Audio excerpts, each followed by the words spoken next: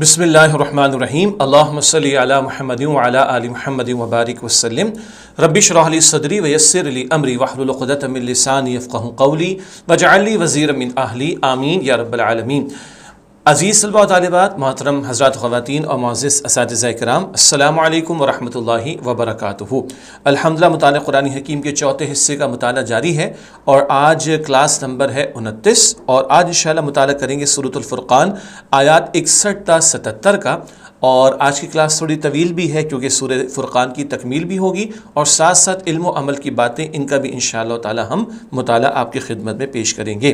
تو سورہ فرقان کی آخری آیات 61 سے 77 اور کلاس نمبر ہے 29 اور مطالعہ قرآن حکیم کا چوتھا حصہ، اور جو صفحات ہیں شائع شدہ کتاب کے وہ ہیں 90، 91 اور 92۔ بات کو آگے بڑھاتے ہیں اور ہمیشہ کی طرح سب سے پہلے مقاصد مطالعہ، جن باتوں کو ہم سمجھیں گے ان میں سے چند یہ ہیں۔ نمبر 1، سورۃ الفرقان کے آخری رکوع کی کیا اہمیت ہے، بہت اہم مقام، بڑی اہم صفات اللہ کے محبوب بندوں کی ہمارے سامنے انشاءاللہ آئیں گی۔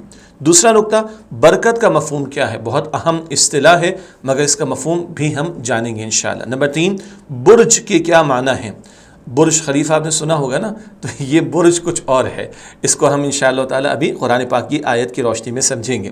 نمبر 4، عباد الرحمن سے مراد کون ہیں اور ان کی کیا صفات ہیں، تفصیلی طور پر صفات کا بیان آئے گا انشاءاللہ۔ نمبر 5، توبہ اور استغفار میں کیا فرق ہے اور توبہ کی کیا شرائط ہیں۔ یہ بہت ساری باتیں آج کی کلاس میں آئیں گی، تھوڑی سی کلاس ہو سکتا ہے کہ آج طویل ہو جائے۔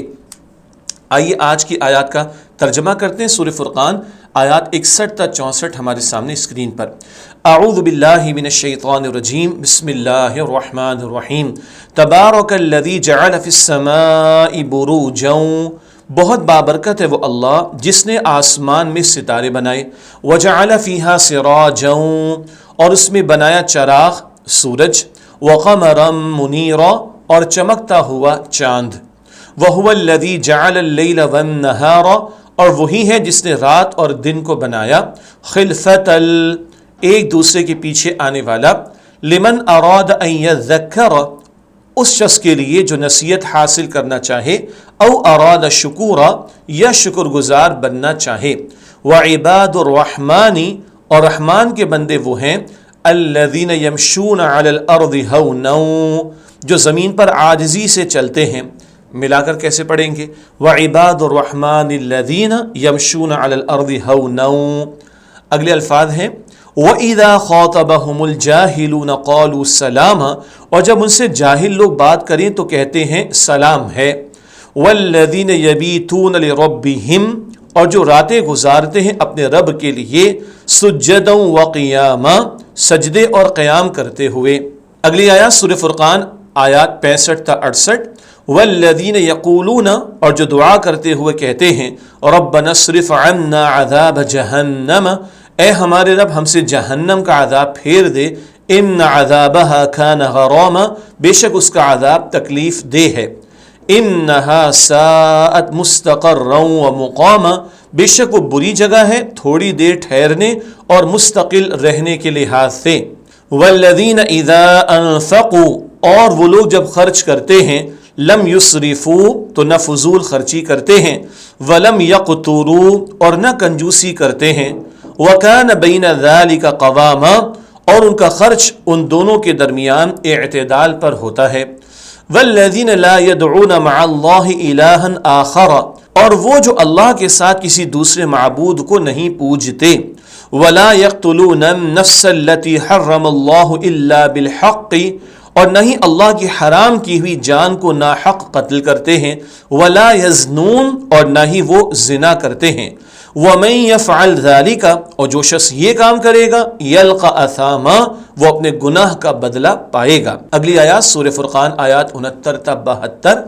یضاعف له العذاب یوم القیامت، قیامت کے دن اس کے لیے عذاب بڑھایا جائے گا، ویخلد فیہ مہانا، اور وہ اس میں ذلت کے ساتھ ہمیشہ رہے گا، الا من تاب وآمن، مگر جس نے توبہ کی اور ایمان لے آیا، وعمل عملا صالحا، اور نیک عمل کیا، فاولئک یبدل اللہ سیئاتہم حسنات، تو یہ وہ لوگ ہیں کہ اللہ جن کی برائیوں کو نیکیوں سے بدل دے گا، وَكَانَ اللَّهُ غَفُورًا رَحِيمًا اور اللہ بڑا ہی بخشنے والا نہایت رحم فرمانے والا ہے.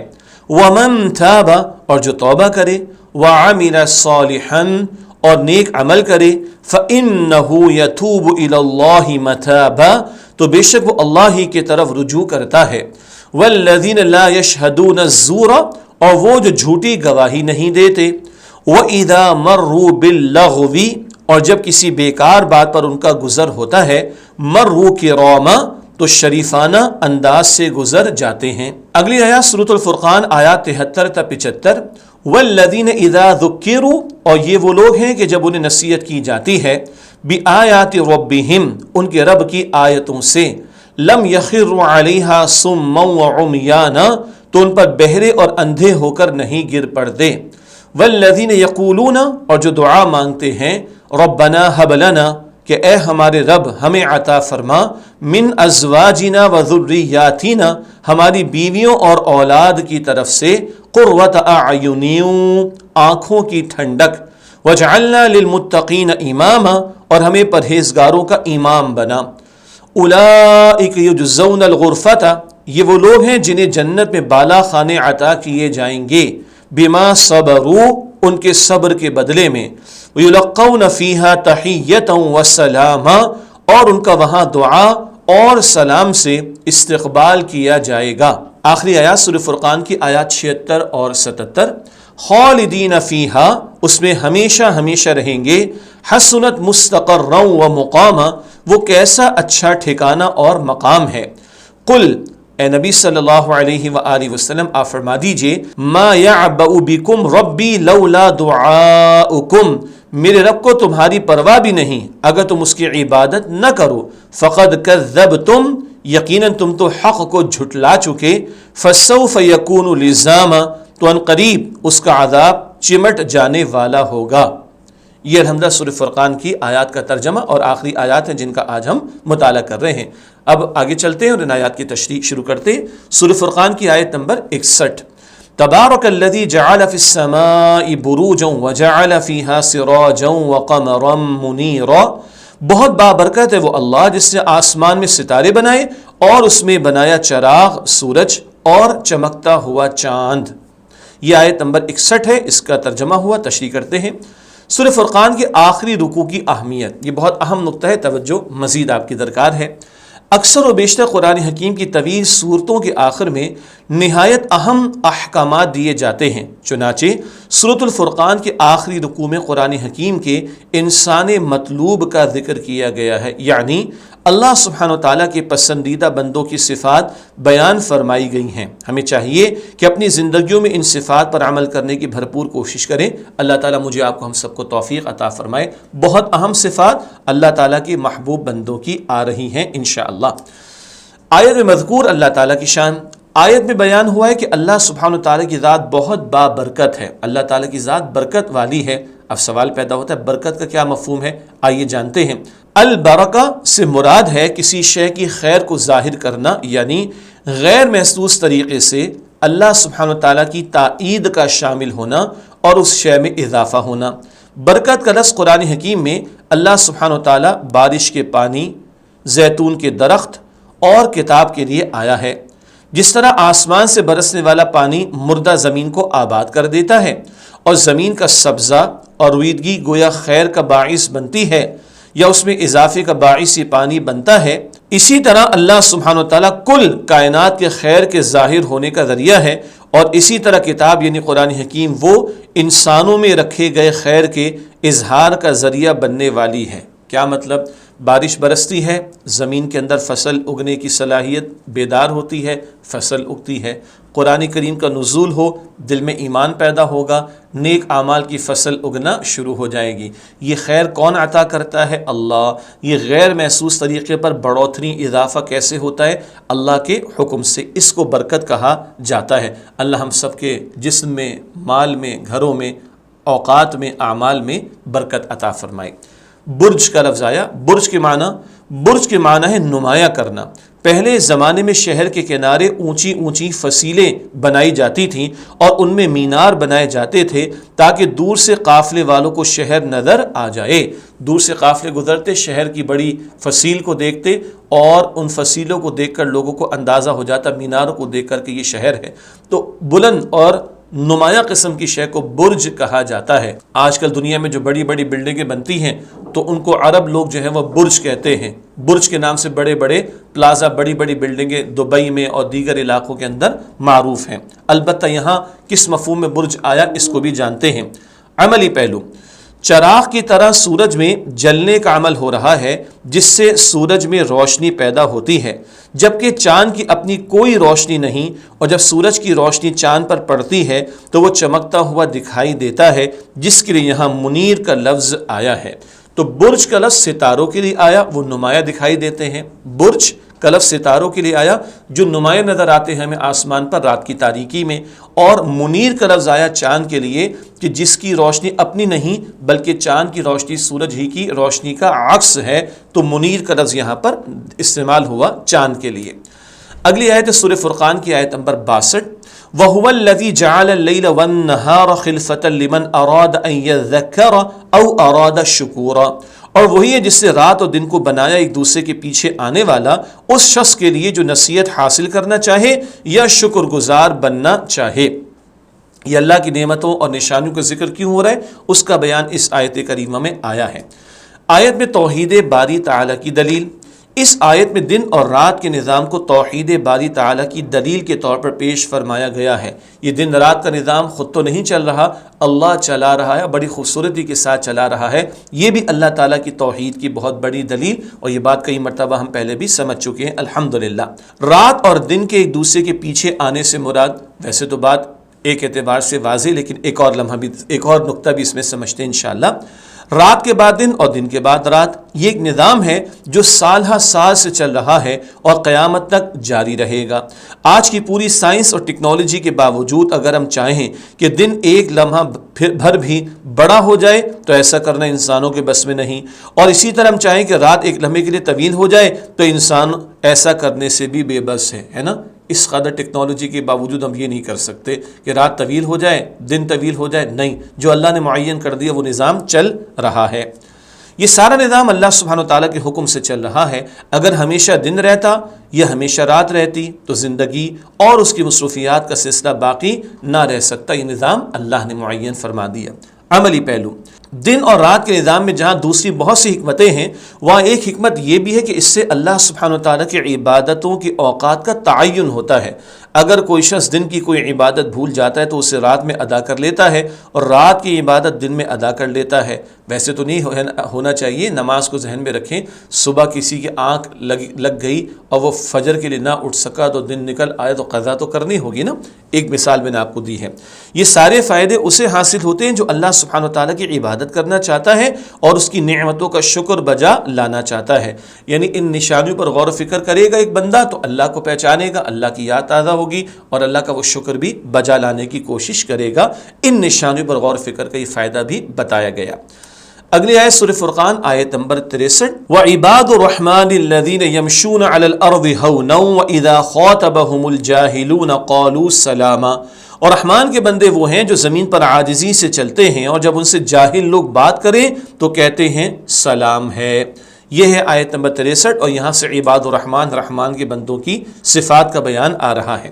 عباد الرحمن سے مراد یوں تو تمام بنی نوع انسان اللہ سبحانہ وتعالیٰ کے عباد یعنی بندے ہیں، لیکن جنہیں اللہ سبحانہ وتعالیٰ خاص طور پر اپنا بندہ فرما دے، یعنی اپنے ساتھ ان کی نسبت کا اظہار فرمائے، وہ عزت و شرف کے حامل ہو جاتے ہیں۔ جنہیں اللہ کہتے ہیں وہ میرے بندے ہیں، سبحان اللہ، تو یہ بہت بڑی عزت کی بات اور شرف کی بات ہے۔ شرف عزت کا ایک اور لفظ ہے جو استعمال ہوتا ہے، یعنی شرف کا مفہوم عزت کے اعتبار سے بھی بیان کیا جا سکتا ہے۔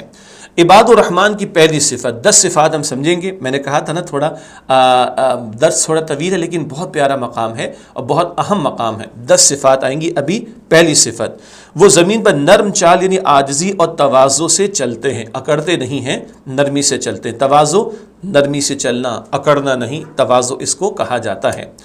عملی پہلو، تواضع اور انکساری کے معنی ہے تکبر سے بچنا اور اپنے آپ کو کم درجہ سمجھنا۔ نبی کریم صلی اللہ علیہ وسلم نے فرمایا جو شخص اللہ سبحانہ و تعالیٰ کے لیے تواضع اختیار کرتا ہے اللہ سبحانہ و تعالیٰ اسے بلندی سے نوازتا ہے۔ جو جھک کر چلے، عاجزی اختیار کرے، اللہ اس کو بلند مرتبہ عطا فرماتا ہے۔ یہ جامع ترمذی شریف کی روایت۔ آپ صلی اللہ علیہ وآلہ وسلم کا اپنا معاملہ یہ تھا کہ آپ صلی اللہ علیہ وآلہ وسلم لوگوں کے ساتھ مل کر بیٹھتے، غلاموں کی طرح بیٹھ کر کھانا تناول فرماتے۔ تناول کھانا یعنی تناول فرمانا، کھانا کھا لینا۔ تو آپ صلی اللہ علیہ وسلم لوگوں کے ساتھ مل کر بیٹھتے، غلاموں کی طرح بیٹھ کر کھانا تناول فرماتے۔ جب کسی سے ہاتھ ملاتے تو اپنا ہاتھ نہ کھینچتے جب تک وہ خود نہ چھوڑ دیں۔ اسی طرح آپ صلی اللہ علیہ وآلہ وسلم عاجزی سے نسبتاً جھک کر چلتے۔ یہ اللہ کے نبی علیہ السلام کی عاجزی کا بیان۔ اس پوری کائنات میں سب سے بڑا مرتبہ اللہ تعالیٰ کے بعد سب سے بڑی ذات حضور کی ہے صلی اللہ علیہ وسلم، اور ان میں اتنی عاجزی، نرمی تھی، انکساری تھی۔ ہماری کیا اوقات ہے؟ ہمارے اندر کیا ایسا کہ ہم اکڑنے کی کوشش کریں؟ اللہ تکبر کی ہر شکل سے ہم سب کی حفاظت فرمائے۔ ایک بڑا اہم علمی نکتہ ہے، ایک علمی بات کے طور پر شیخ سعدی رحمۃ اللہ علیہ فرماتے ہیں کہ جس شاخ پر پھل لگتا ہے وہ شاخ جھک جاتی ہے۔ گویا نیک اعمال سے متصف انسان کو اللہ سبحانہ و تعالیٰ اور بندوں کے سامنے عاجزی اور انکساری اختیار کرنی چاہیے۔ پھل جس درخت میں زیادہ ہوتا ہے اس کی شاخیں جھکی ہوتی نا، تو جتنا اللہ بندے کو عطا فرمائے بندے میں اتنی عاجزی پیدا ہونی چاہیے۔ اللہ تعالی ہم سب کو توفیق عطا فرمائے۔ متصف کا لفظ آیا، گویا نیک اعمال سے متصف یعنی جس میں یہ صفت موجود ہو کہ وہ نیک اعمال کر رہا ہے، اس کو عاجزی اختیار کرنی چاہیے۔ عباد الرحمن کی دوسری صفت، جب جذباتی لوگ ان سے بحث میں الجھتے ہیں تو وہ کہتے ہیں بس اب ہمارا سلام۔ وہ نادانوں سے نہیں الجھتے، خاص طور پر دعوت کا کام حکمت اور دانائی سے کرتے ہیں، یعنی لوگوں سے بحث و مباحثے میں نہیں الجھتے، اور ایسے موقع پر اچھے اور عمدہ طریقے سے آئندہ بات کرنے کے لیے علیحدگی اختیار کرتے ہیں۔ نادان اور جذباتی لوگ الجھنے کی کوشش کرتے ہیں، الجھانے کی کوشش کرتے ہیں، تو فضول بحث میں ایمان والے نیک بندے نہیں پڑتے اور عمدہ انداز سے علیحدگی اختیار کر لیتے ہیں۔ عملی پہلو، ہمیں لوگوں کو وعظ و نصیحت اس وقت کرنی چاہیے جب وہ سننے کے لیے آمادہ ہوں۔ ایسے موقع پر جب وہ کسی کام میں مصروف ہوں انہیں زبردستی اپنی بات نہیں سنانی چاہیے۔ اسی طرح بحث و مباحثے میں الجھنے سے بھی کوئی فائدہ نہیں، بلکہ ایسے موقع پر حسن اخلاق سے ان سے علیحدگی اختیار کرنی چاہیے۔ پھر جب انہیں سننے کے لیے آمادہ پائیں تو دین کی دعوت ان کے سامنے رکھنی چاہیے۔ دعوت دین کا بڑا پیارا اصول، لوگ مصروف ہیں، مشغول ہیں، ارے بھائی اس وقت دعوت نہ دو۔ کوئی الجھنے کے موڈ میں آ گیا تو اس وقت چھوڑ دو، عمدگی سے علیحدگی اختیار کر لو۔ عمدہ موقع ملے، مناسب موقع ملے، جب سننے والا سننے کے لیے آمادہ ہو، پھر دین کی بات اس کے سامنے رکھی جائے۔ ہے نا اہم باتیں جو ان صفات میں آ رہی۔ اگلی آیت، آیت نمبر 64، والذین یبیتون لربہم سجدا وقیاما، اور جو راتیں گزارتے ہیں اپنے رب کے لیے سجدے اور قیام کرتے ہوئے۔ عباد الرحمن کی تیسری صفت، عباد الرحمن کا اللہ سبحانہ وتعالیٰ سے خصوصی تعلق بیان فرمایا گیا ہے کہ وہ راتیں طویل قیام اور سجود میں گزارتے ہیں۔ یہ کون سی نماز کی بات ہو رہی؟ یہ تہجد کی نماز کی بات ہو رہی۔ نماز فجر تو فرض ہے، لوگ اس کو بھی ضائع کر دیتے ہیں، اللہ معاف کرے، لیکن اللہ کے پسندیدہ بندے تو تہجد کی نماز بھی ادا کرتے ہیں۔ عملی پہلو، عباد الرحمن دن میں عمدہ اخلاق کے حامل اور رات میں اللہ سبحانہ وتعالیٰ کے حضور سجدہ ریز ہوتے ہیں۔ وہ اپنے اعمال پر نازاں نہیں ہوتے بلکہ نیکی کر کے بھی اللہ سبحانہ وتعالیٰ کے عذاب کا خوف رکھتے ہیں۔ نازاں ہونا، تکبر کرنا، اپنے آپ کو بڑا سمجھنا نہیں، دن میں عمدہ اخلاق، رات میں اللہ کے سامنے جھکنا، اس نیکی پر انہیں تکبر نہیں آتا بلکہ وہ اللہ کے عذاب کا خوف رکھتے ہیں۔ اللہ اکبر۔ دوسرا عملی پہلو، رات کی عبادت یعنی نماز تہجد بہت بڑی عبادت ہے۔ اللہ سبحانہ وتعالی ہم سب کو یہ نماز ادا کرنے کی توفیق عطا فرمائے۔ نبی کریم صلی اللہ علیہ وسلم نے فرمایا، رات کو تہجد کی نماز پڑھنے کے لیے دن کے قیلولے سے مدد حاصل کرو۔ یہ سنن ابن ماجہ شریف کی روایت ہے۔ قیلولہ کسے کہتے ہیں؟ دوپہر کا تھوڑا سا آرام، 4 گھنٹے کا نہیں، 3 گھنٹے کا نہیں، تھوڑا سا نیپ جسے انگلش میں کہتے ہیں، اور دنیا میں تو پاور نیپ لوگوں کو دی جاتی ہے تاکہ رات تک کام کر سکیں، ہمیں حضور صلی اللہ علیہ وسلم فرمایا کہ تھوڑا سا آرام دن میں. ہاں جی مصروفیات ہوتی ہیں تو آدمی اپنی سیٹ پر بیٹھے بیٹھے تھوڑا سا سر جھکا کے آنکھیں بند کر لے سنت کی پیروی میں. یہ دن کا تھوڑا سا آرام، اس سے رات کی قوت ملے گی. کس کام کے لیے؟ تہجد کی نماز کے لیے، جو اللہ تعالیٰ کے قرب کا بہت بڑا ذریعہ. اللہ مجھے بھی توفیق دے، آپ سب کو بھی توفیق عطا فرمائے. آیت نمبر 65 والذین یقولون ربنا اصرف عنا عذاب جہنم ان عذابها کان غراما، اور جو دعا کرتے ہوئے کہتے ہیں اے ہمارے رب ہم سے جہنم کا عذاب پھیر دے، بے شک اس کا عذاب تکلیف دہ ہے. یہ آیت نمبر 65 کا ترجمہ. عباد الرحمن کی چوتھی صفت، عباد الرحمن جہنم کے عذاب سے ڈرتے رہتے ہیں اور اللہ سبحانہ و تعالیٰ سے اس کی پناہ مانگتے رہتے ہیں. اتنی نیکیاں کرنے کے بعد بھی انہیں کوئی تکبر نہیں آتا کہ ہم نے بہت بڑا کوئی کمال کر دیا. اللہ کے عذاب سے ڈرتے ہیں، جہنم سے بچنے کی التجا کرتے ہیں. جہنم کے عذاب کی کیفیت، اس کا عذاب نہایت تکلیف دہ یا چمٹ جانے والا ہوگا، شدید عذاب ہے. اور کئی مقامات پر ہم جہنم کے عذابوں کی کیفیات مختلف آیات کی روشنی میں پڑھ چکے. اللہ تعالی ہم سب کو جہنم کے عذاب سے محفوظ فرمائے. اگلی آیت، آیت نمبر 66 انہا ساءت مستقرا ومقاما، بے شک وہ بری جگہ ہے تھوڑی دیر ٹھہرنے اور مستقل رہنے کے لحاظ سے. یہ آیت نمبر 66 کا ترجمہ. جہنم کی ہولناکی کا بیان. جہنم نہایت بری جگہ ہے، خواہ وہاں مستقل ٹھہرنا ہو یا عارضی وقت کے لیے جانا ہو. تھوڑی دیر کے لیے بھی بہت برا مقام اور ہمیشہ رہنے کے لیے بھی بہت برا مقام ہے، استغفر اللہ. جہنم مستقل ٹھکانے اور تھوڑی دیر ٹھہرنے کے اعتبار سے جہنم انتہائی بری جگہ ہے. دنیا میں تو آدمی اگر مستقل کسی بری جگہ رہے تو اس کا عادی ہو جاتا ہے، لیکن جہنم میں رہنا انسان کو اس کا عادی نہیں بنائے گا، بلکہ جہنم کا عذاب بڑھتا رہے گا، استغفر اللہ. اسی طرح تھوڑی دیر ٹھہرنے کے اعتبار سے دنیا میں تو انسان اگر کسی بری جگہ جائے تو اسے ایڈونچر یعنی مہم جوئی محسوس ہوتی ہے، جیسے آتش فشاں پہاڑ کی سیر کرنا. لیکن جہنم میں تھوڑی دیر کے لیے جانا بھی نہایت ہولناک اور برا ہوگا. یعنی کسی ایسے مقام پر جہاں آتش فشاں پہاڑ ہو، لاوا نکلتا ہو، دور سے ایک نظر دیکھے تو آدمی کو ایڈونچر لگتا ہے، استغفر اللہ، اللہ محفوظ رکھے. لیکن جہنم میں تھوڑی دیر بھی کو جائے گا تو عذاب ہی عذاب ہے، اور وہ بہت برا ٹھکانہ اور بہت برا مقام ہے تھوڑی دیر رہنے کے لیے. اللہم اجرنا من النار، اے اللہ ہم سب کو آگ کے عذاب سے محفوظ فرما. علمی بات، جہنم میں مستقل ٹھکانہ کفار و مشرکین کا ہوگا اور عارضی طور پر گناہگار اہل ایمان ڈالے جائیں گے. وہ اپنے گناہوں کی سزا بھگتنے کے بعد بالآخر جنت میں داخل کر دیے جائیں گے. اللہ تعالی ہمیں پہلے مرحلے ہی میں جنت عطا فرما دے اور اللہ تعالی ہمیں جنت الفردوس عطا فرمائے. البتہ بہت سے گناہگار مسلمان اپنی شدید ترین سزائیں بھگتیں گے، لیکن ان کو نکال دیا جائے گا. کفار و مشرکین ہمیشہ جہنم میں رہیں گے. اللہ ہم سب کو جہنم کے عذاب سے محفوظ فرمائے. عملی پہلو، ہمیں دنیا میں آخرت کا خوف رکھتے ہوئے زندگی گزارنی چاہیے. نبی کریم صلی اللہ علیہ وسلم ارشاد فرمایا، تم میں سے ہر شخص سے اس طرح محاسبہ ہوگا کہ کوئی اللہ سبحانہ و تعالیٰ اور بندے کے درمیان وکالت اور ترجمانی کرنے والا نہیں ہوگا. وہ اپنے دائیں طرف دیکھے گا تو اس کے عمل کے سوا کوئی نظر نہیں آئے گا، پھر بائیں طرف دیکھے گا تو وہاں بھی اپنے اعمال کے سوا کسی اور کو نہ پائے گا، پھر سامنے نظر ڈالے گا تو جہنم کو اپنے سامنے پائے گا. تو لوگوں، آگ سے بچنے کی فکر کرو. اگرچہ ایک کھجور کا آدھا حصہ ہی تمہارے پاس ہو، اسی کو دے کر آگ سے بچو. یہ صحیح بخاری اور صحیح مسلم شریف میں نبی اکرم صلی اللہ علیہ وسلم کا مبارک فرمان ہے. کھجور کا ایک دانہ ہی دے کر، آدھا حصہ ہی دے کر تم بچ سکتے ہو جہنم سے تو بچو، یعنی کوشش کرو اپنے آپ کو جہنم سے بچانے کی.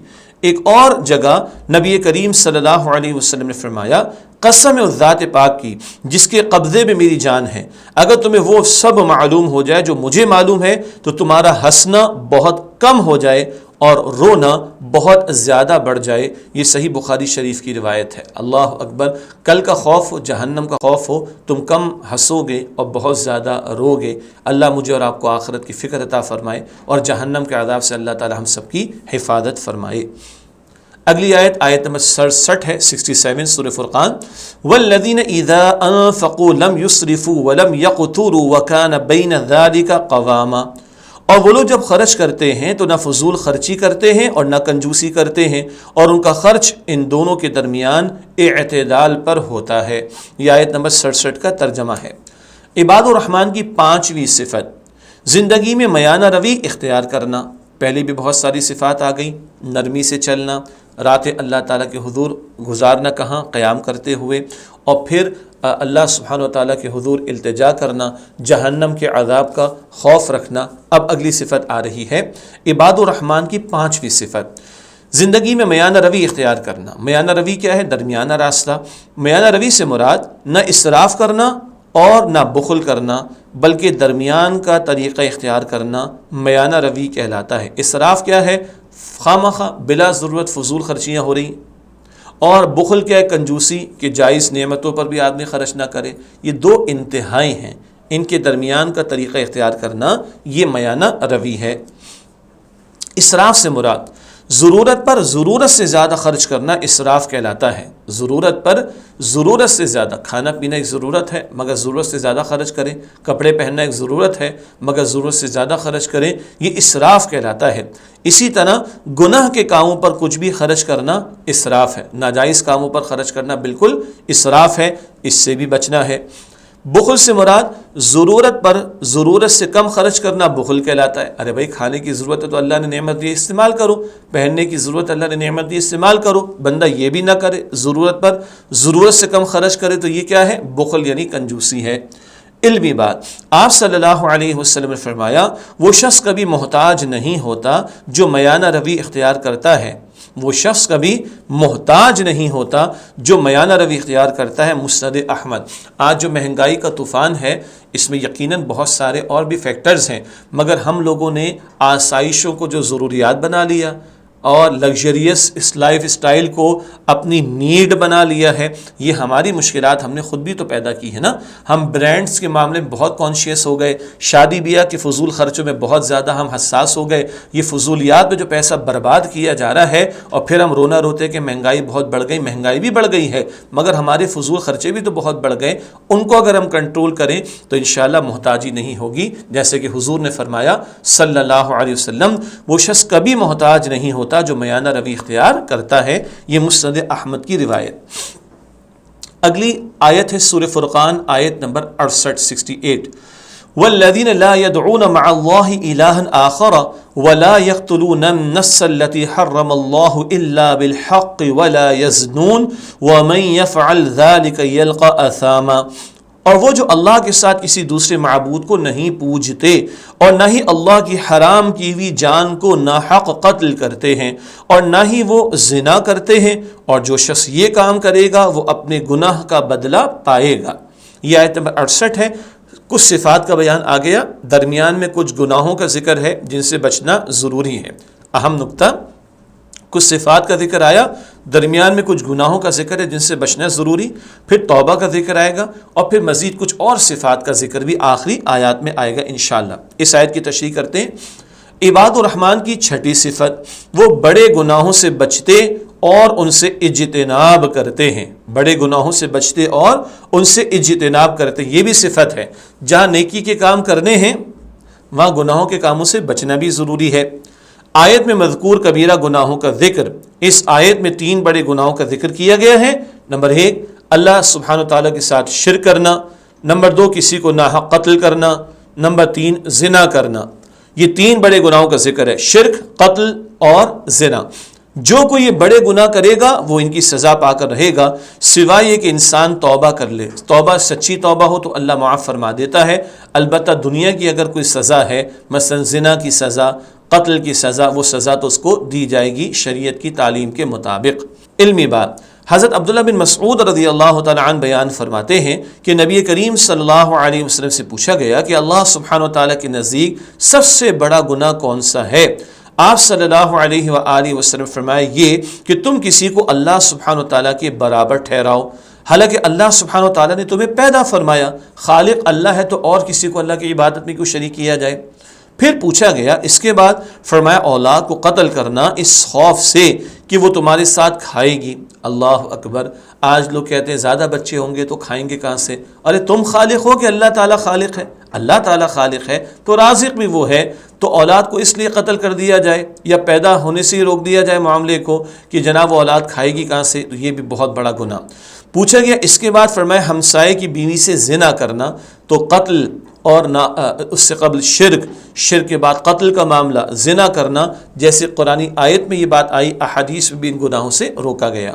صحیح بخاری، صحیح مسلم، جامع ترمذی اور مسند احمد کی کتب احادیث میں، کتاب کی جمع کتب، ٹھیک ہے، کتب احادیث میں یہ روایت آئی ہے۔ عملی پہلو، عباد الرحمن صرف نیکیوں کا اہتمام ہی نہیں کرتے بلکہ گناہوں سے بچنے کی بھی فکر کرتے۔ بہت اہم بات آئی، پہلے کرنے والی صفات آئی کہ یہ کرنے والے کام ہیں، اب بچنے والے کاموں کا ذکر بھی ہے، تو نیکی کرنا بھی ضروری اور گناہوں سے بچنا بھی ضروری ہے۔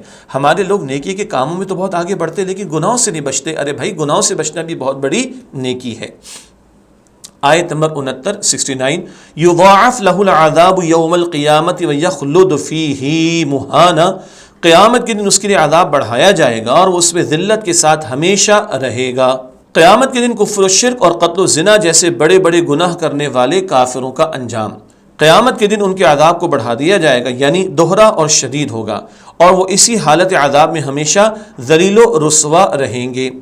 علمی بات، اس سے مراد وہ لوگ ہیں جو کفر و شرک کا ارتکاب کریں، کیونکہ مومن عذاب میں ہمیشہ نہیں رہیں گے، اور اگر انہوں نے گناہ کیے ہوں گے تو اس کی سزا پا کر جنت میں جائیں گے۔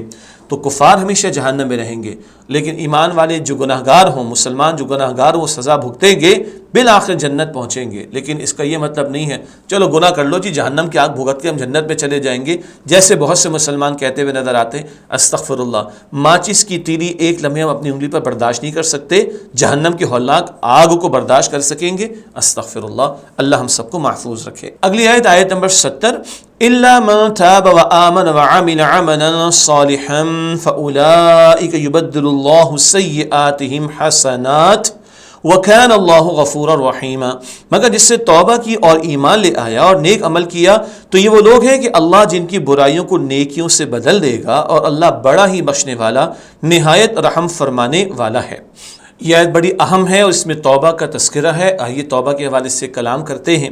توبہ کا دروازہ، ہر وہ شخص جس سے کفر و شرک کا گناہ سرزد ہوا ہو تو اس کے لیے ہر وقت توبہ کا دروازہ کھلا ہے۔ سرزد ہونا، ایک کام کا ہو جانا، تو جو شرک اور کفر کا گناہ کر چکا، توبہ کا دروازہ بہرحال کھلا ہوا ہے۔ وہ اس گناہ سے سچی توبہ کرے اور ایمان لائے اور نیک اعمال کرے تو اس کی سابقہ تمام نافرمانیاں معاف فرما دی جائیں گی۔ علمی بات، حضرت عبداللہ بن مسعود رضی اللہ تعالیٰ عنہ فرماتے ہیں کہ شخص نے رسول اللہ صلی اللہ علیہ وآلہ وسلم سے سوال کیا، یا رسول اللہ صلی اللہ علیہ وسلم، ہم نے جو گناہ جاہلیت کے زمانے میں کیے ہیں کیا ہم سے ان کا مؤاخذہ ہوگا؟ مؤاخذہ، پکڑ ہونا، اس کی سزا ملنا۔ آپ صلی اللہ علیہ وسلم نے فرمایا، جو شخص اسلام لایا پھر نیک عمل کرتا رہا اس سے جاہلیت کے گناہوں کا مؤاخذہ نہیں ہوگا۔ صحیح بخاری شریف کی روایت ہے۔ آج اگر کوئی کفر پر ہے، شرک پر ہے، اسلام قبول کر لے، پچھلا سارا معاف ہو جائے گا۔ اللہ اکبر، یہ کلمہ کتنا قیمتی ہے، اسلام میں داخل ہو جائے سارا پچھلا گناہ معاف ہو جائے گا۔ توبہ کا مفہوم، توبہ سے مراد ہے پلٹنا، رجوع کرنا، یعنی گناہ سے نیکی کی طرف پلٹنا۔ یہ بہت اہم بات، گناہ سے نیکی کی طرف پلٹنا، معصیت اور نافرمانی کے کاموں کو چھوڑ کر اللہ تعالیٰ اور اس کے رسول علیہ السلام کی اطاعت کی طرف آنا، نافرمانی کی زندگی ترک کر کے فرما برداری کی زندگی اختیار کرنا، یہ اصل توبہ ہے۔ نافرمانی چھوڑ کر فرما برداری کی زندگی کی طرف آ جانا۔ توبہ اور استغفار میں فرق، یہ الفاظ اکثر ہم استعمال کرتے ہیں، استغفر اللہ ربی من کل ذنب واتوب الیہ، توبہ کا لفظ بھی آتا ہے، استغفار کا بھی۔ کیا فرق ہے؟ استغفار کا مطلب ہے اللہ سبحانہ وتعالیٰ سے گناہوں کی بخشش مانگنا تاکہ وہ اپنی رحمت سے ہمارے گناہوں کو معاف فرما دے۔ توبہ کا مطلب ہے کہ اللہ سبحانہ وتعالیٰ کی طرف پلٹنا، رجوع کرنا۔ توبہ کا مطلب ہے اللہ سبحانہ وتعالیٰ کی طرف پلٹنا، رجوع کرنا۔ تو ماضی کے گناہوں پر استغفار اور آئندہ کے لیے توبہ کیا ہے؟ گناہوں کو چھوڑ کر فرما برداری کی طرف آ جانا۔ توبہ کی شرائط، یہ بہت ایک اور اہم بات آ رہی ہے۔ توبہ مندرجہ ذیل شرائط کے ساتھ کی جاتی ہے۔ نمبر 1، گناہ ترک کر دیا جائے۔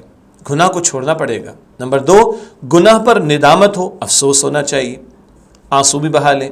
نمبر 3، آئندہ گناہ نہ کرنے کا عزم کیا جائے کہ اب میں نے گناہ نہیں کرنا، اب میں نماز نہیں چھوڑوں گا، اب میں گالی نہیں بکوں گا، اب میں جھوٹ نہیں بولوں گا، اب میں ماں باپ کا دل نہیں دکھاؤں گا، اب میں چیٹنگ نہیں کروں گا، اینڈ سو آن۔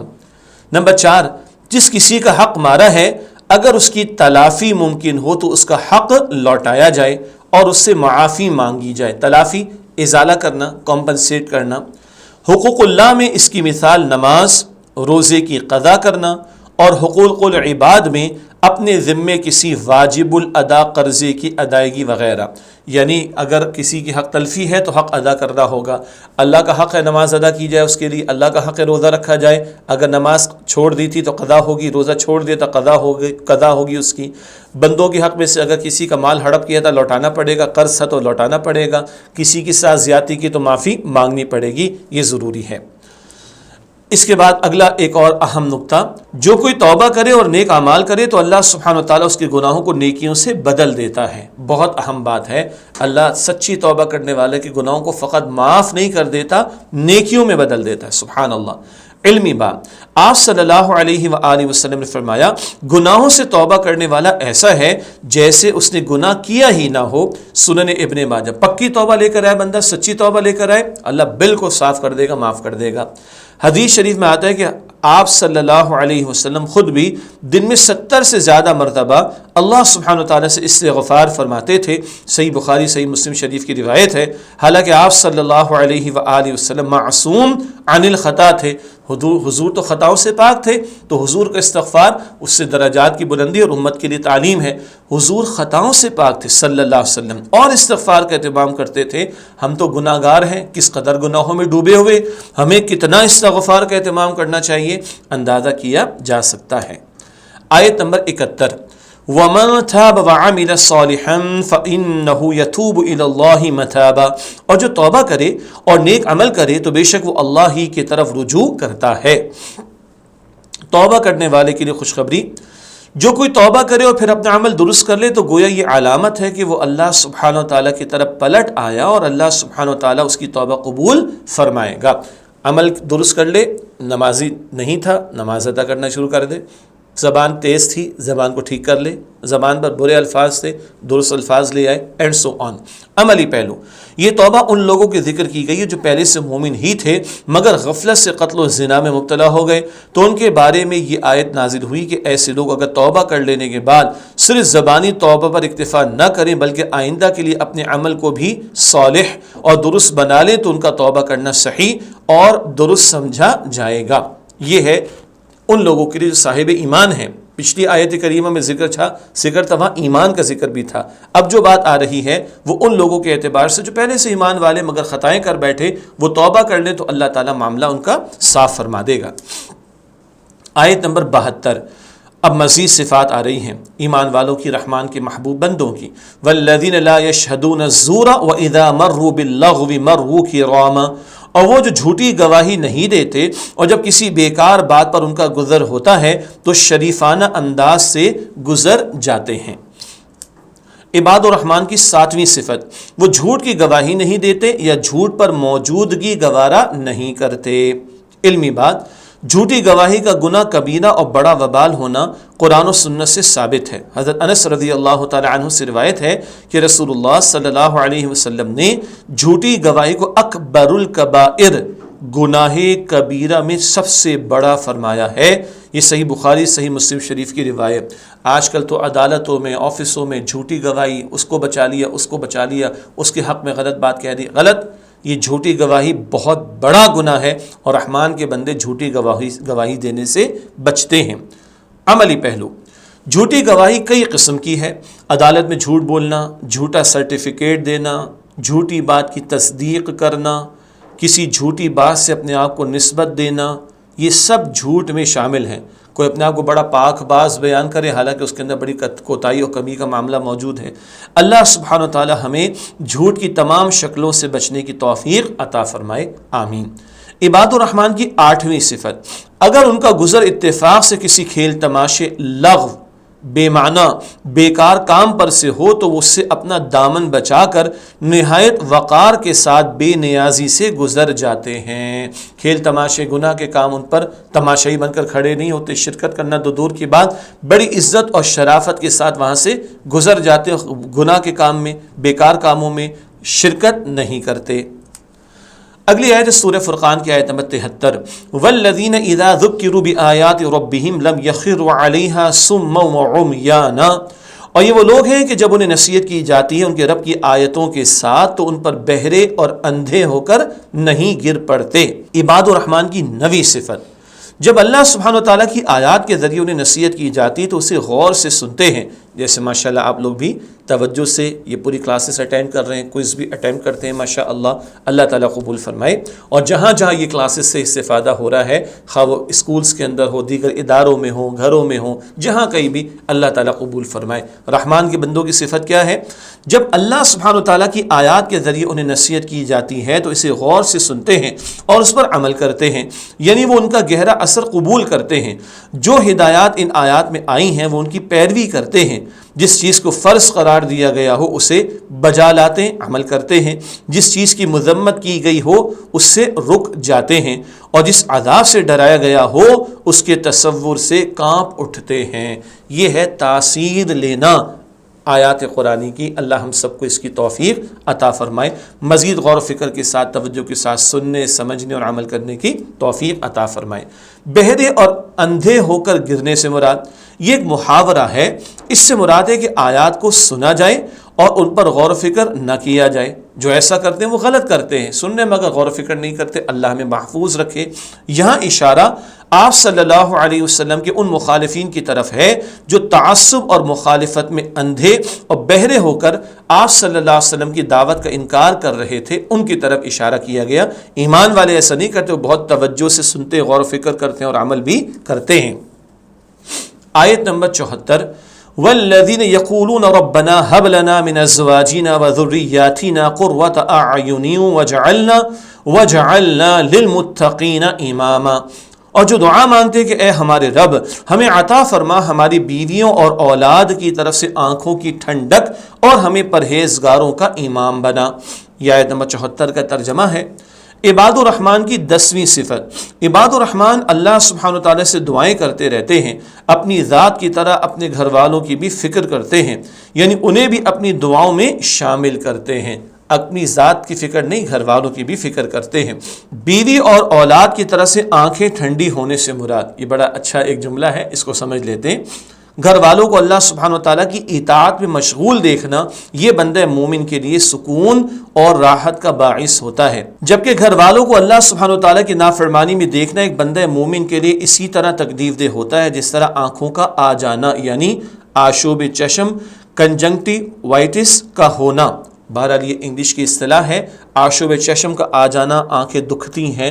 تو مومن گھر والوں کو نافرمانی میں دیکھے تو اس کی آنکھیں دکھیں گی، مومن گھر والوں کو فرمانبرداری میں دیکھے گا، اس کو سکون ملے گا۔ یہ بات اس مقام پر بیان کی گئی۔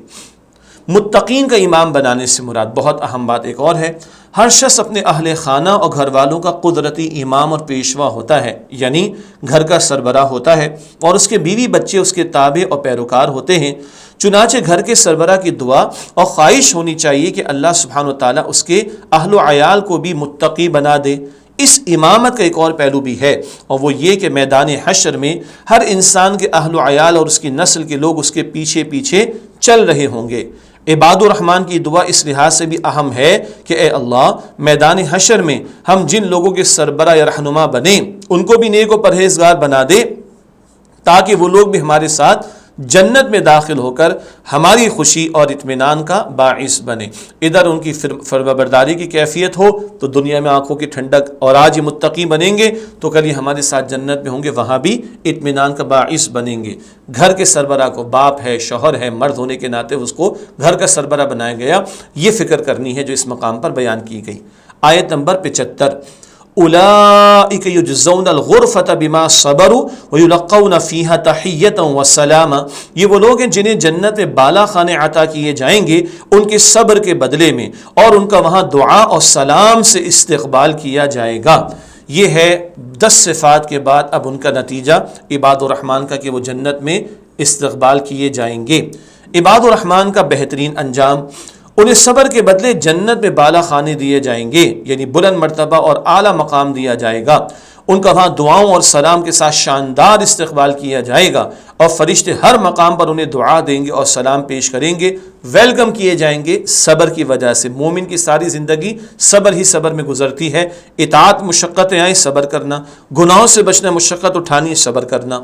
بالا خانوں سے مراد جنت بلند درجات اور اس میں محلات جو عام اہل جنت کو ایسے نظر آئیں گے جیسے زمین والے ستاروں کو دیکھتے ہیں، ایسے بلند بلند مقامات ان کے لیے محلات کی صورت میں ہوں گے۔ اللہ ہم سب کو جنت الفردوس عطا فرمائے۔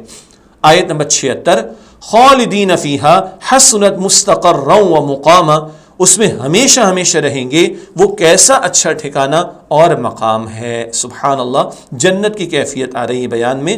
عباد الرحمن کے لیے جنت میں داخلے کی بات خوشخبری، وہ جنت میں ہمیشہ ہمیشہ رہیں گے، جو رہنے کے اعتبار سے نہایت ہی پرسکون اور بہترین قیام گاہ ہے۔ اللہ ہم سب کو عطا فرمائے۔ ایک علمی بات، جنت کی بہترین رہائش گاہ ہونے کا اندازہ اس حدیث شریف سے ہوتا ہے کہ رسول اللہ صلی اللہ علیہ وسلم نے فرمایا، جنت میں کوڑا رکھنے کے برابر جگہ ساری دنیا اور ما فیہا سے بہتر ہے۔ دو باتیں، ما فیہا جو دنیا میں ہے، کوڑا ہے، یہ کوڑا نہیں ہے، ٹھیک ہے۔ کوڑا وہ سفر کرتے تھے نا، تو اونٹ ہوتا تھا، گھوڑے ہوتے تھے، وہ ذرا ان کو لگا کر چلانے میں تو کہیں آرام کرتے تو کوڑا ڈال دیا کسی کونے خطرے کے اندر۔ چھوٹی سی بھی کوئی جگہ ہوگی جنت کی بہت بہترین ہوگی، دنیا اور معافی ہے جو کچھ اس میں اس سب سے بہتر ہوگی۔ اللہ ہم سب کو جنت الفردوس عطا فرمائے۔ آخری آیت ہے سورہ فرقان کی آیت نمبر 77، قل ما يعبع بكم ربي لولا دعاؤكم فقد كذبتم فسوف يكون لزاما۔ اے نبی صلی اللہ علیہ وسلم آپ فرما دیجئے، میرے رب کو تمہاری پرواہ بھی نہیں اگر تم اس کی عبادت نہ کرو، یقیناً تم تو حق کو جھٹلا چکے، تو ان قریب اس کا عذاب چمٹ جانے والا ہوگا۔ آیت کے ابتدائی حصے کے دو ترجمے ممکن ہیں۔ اس آیت کے ابتدائی حصے کے دو ترجمے ممکن ہیں، علماء نے اس کی تشریح کی ہے۔ نمبر ایک، اے نبی صلی اللہ علیہ وسلم فرما دیجئے، میرا رب تمہاری پرواہ بھی نہ کرتا اگر تمہاری دعائیں اور پکارنا نہ ہوتا۔ مشرکین طواف کرتے، اللہ کو یاد کرتے تو کچھ اللہ رحمت کا معاملہ فرماتا، کیونکہ اللہ کا ذکر کر رہے تھے، ورنہ تو کب کے تباہ کر دیے جاتے۔ جی ایک ترجمہ کیا ہے؟ فرما دیجئے میرا رب تمہاری پرواہ بھی نہ کرتا اگر تمہاری دعائیں اور پکارنا نہ ہوتا۔ نمبر دو، اے نبی صلی اللہ علیہ وسلم فرما دیجئے میرے رب کو تمہاری کوئی پرواہ نہیں اگر نہ ہوتا تمہیں دعوت دینا، یعنی تم تک اسلام کی دعوت پہنچانا مقصود نہ ہوتا تو اللہ سبحانہ وتعالیٰ کو تمہاری کوئی پرواہ نہ ہوتی، مگر اب چونکہ تم دعوت قبول کر کے ایمان لے آئے ہو تو تمہاری قدر و قیمت ہے۔ یہ ہے کہ تم ایمان لے آؤ تو تمہاری قدر و قیمت ہے اور دعوت پہنچائی گئی ہے۔ اندھیرے میں رکھ کر اللہ تعالیٰ کسی کی پکڑ نہیں فرماتا۔ یہ تھوڑی علمی بات ہو گئی، مگر ایک اندازہ ہو جائے کہ ترجمے ایک سے زیادہ بھی ممکن ہو سکتے ہیں کسی مقام پر۔ انسان کا مقصد تخلیق اللہ سبحانہ وتعالیٰ کی عبادت ہے۔ اگر یہ نہ ہوتا تو اللہ سبحانہ وتعالیٰ کو کوئی پرواہ نہ ہو، یعنی اللہ سبحانہ وتعالیٰ کے ہاں انسان کی قدر و قیمت اس کے اللہ سبحانہ وتعالیٰ پر ایمان لانے اور اس کی عبادت کرنے کی وجہ سے ہے۔ عبادت کرے تو اللہ کی قدر و قیمت ہے، ورنہ اللہ کی ہاں بندے کی کوئی حیثیت و کوئی قدر و قیمت نہیں ہے۔ یہ سورہ فرقان کا بیان مکمل ہوا۔ کلاس میں نے کہا تھا کہ آج تھوڑی طویل ہوگی۔ آخری باتیں ہیں وہ ہیں علم و عمل کی باتیں، کیونکہ آپ جانتے ہیں جب ایک سورت کی تکمیل ہوتی ہے تو ہم آخر میں کچھ علم و عمل کی باتیں آپ کے سامنے رکھتے ہیں۔ آئیے کچھ باتیں رکھتے ہیں علم و عمل کی۔ نمبر ایک، قرآن حکیم حق اور باطل میں فرق کرنے والا کلام ہے جو اللہ سبحانہ وتعالیٰ نے اپنے مقدس بندے حضرت محمد رسول اللہ صلی اللہ علیہ وسلم پر تمام جہان والوں کو عذاب سے ڈرانے کے لیے نازل کیا۔ یہ بات سورہ فرقان کی آیت نمبر 1 میں آئی ہے۔ نمبر 2، اللہ سبحانہ وتعالیٰ رسول کریم صلی اللہ علیہ وآلہ وسلم اور قرآن حکیم پر اعتراضات کرنے کی اصل وجہ قیامت کو جھٹلانا ہے۔ جو آخرت کو جھٹلاتے ہیں وہ حق کے بھی انکاری ہو جاتے ہیں۔ یہ بات سورہ فرقان آیت نمبر 11 میں تھی۔ نمبر 3، قیامت کے دن رسول اکرم صلی اللہ علیہ وسلم کی شان میں گستاخی کرنے والے ظالم لوگ اپنے ہاتھوں کو دانتوں سے کاٹتے ہوئے یہ حسرت کریں گے کہ کاش انہوں نے حضور نبی اکرم صلی اللہ علیہ وسلم کے ساتھ راستہ اور تعلق اختیار کیا ہوتا تو وہ بھی آج آپ صلی اللہ علیہ وآلہ وسلم کے ساتھ ہوتے۔ یہ آیت نمبر 27 میں بات آئی ہے، لیکن کل حسرت کا کوئی فائدہ نہیں ہے۔ نمبر 4، رسول اکرم صلی اللہ علیہ وسلم کی تکذیب و توہین کرنے والے ظالم لوگ دنیا میں بھی نقصان اٹھاتے ہیں اور روز قیامت بھی ان دوستوں کی دوستی پر افسوس کریں گے جن کی دوستی کی بنا پر وہ ہلاکت میں پڑے. یہ آیت نمبر 28. مگر حسرت کا کوئی فائدہ قیامت کے دن نہیں ہوگا. نمبر 5، شیطان کی پیروی کرنے والے ہمیشہ نقصان اٹھاتے ہیں. یہ بات سورہ فرقان کی آیت 29 میں آئی تھی. نمبر 6، قیامت کے دن رسول اکرم صلی اللہ علیہ وسلم اللہ سبحانہ وتعالیٰ سے عرض کریں گے کہ میری قوم نے اس قرآن کو چھوڑ رکھا تھا. آیت نمبر 30 میں بات آئی، ہمیں بھی ڈرنا چاہیے اور قرآن پاک سے تعلق مضبوط کرنا ضروری. نمبر 7، ہمیں دوسروں کے ساتھ عاجزی اور انکساری کا رویہ اختیار کرنا چاہیے اور نادان لوگوں سے الجھنا نہیں چاہیے. یہ بات آج کی کلاس میں آئی تھی، آیت نمبر 63. نمبر 8، رات کو اٹھ کر اللہ سبحانہ وتعالیٰ کی عبادت کرنا عباد الرحمن کی اعلیٰ صفات میں سے ہے. تہجد کی نماز کی طرف توجہ ہے. آیت نمبر 64. نواں نقطہ، اللہ سبحانہ وتعالیٰ کے محبوب بندے زندگی میں میانہ روی اختیار کرتے ہیں، اسراف اور کنجوسی سے بچتے ہیں. آیت نمبر 67 میں بات آئی. نمبر 10، شرک، قتل ناحق اور زنا بڑے گناہوں میں سے ہیں جن کی سزا مل کر رہتی ہے. یہ آیت نمبر 68 میں بات آئی. اور 11واں نقطہ ہے، سچی توبہ کرنے پر اللہ سبحانہ وتعالیٰ گناہوں کو نیکیوں سے بدل دیتا ہے. یہ بات آیت نمبر 70 میں آئی. اللہ تعالیٰ مجھے اور آپ کو سب کو عمل کی توفیق عطا فرمائے. اسی کے ساتھ اجازت چاہتے ہیں، انشاءاللہ اگلی کلاس میں پھر آپ سے ملاقات ہوگی. وآخر دعوانا الحمدللہ رب العالمین، والسلام علیکم ورحمۃ اللہ وبرکاتہ.